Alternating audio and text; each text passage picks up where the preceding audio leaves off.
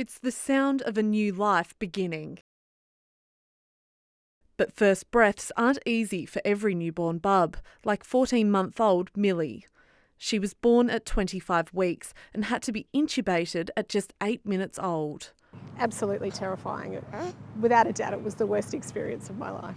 She spent 5 months in the neonatal intensive care unit, relying on respiratory ventilation, and still requires supplementary oxygen when sleeping. Her lungs were little and underdeveloped, and that morphed into chronic lung disease of prematurity. It's cases like Millie's that have Melbourne researchers looking deeper into exactly how the lungs of a newborn function. Decades of work has led to this belt.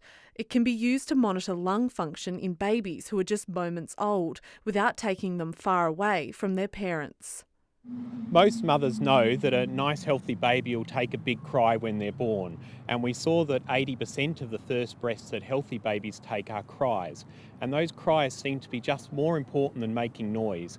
Early findings from using the belt show those first cries are particularly important, getting fluid out of the lungs and transitioning babies to air breathing. But for preterm babies like Millie, taking those first breaths can be a whole lot harder. From that very first breath a preterm baby takes, there can be lung injury. So this is why we need to be able to intervene as early as possible from that very first breath with the most effective and protective therapies. That early data on strength of lung function might have made Millie's first few months much easier. Having the issues identified earlier would be very reassuring for a lot of parents with very sick babies, because it's terrifying when you don't have any idea what's going on. Helping babies and their parents to breathe a little easier. Dana Morse, ABC News, Melbourne.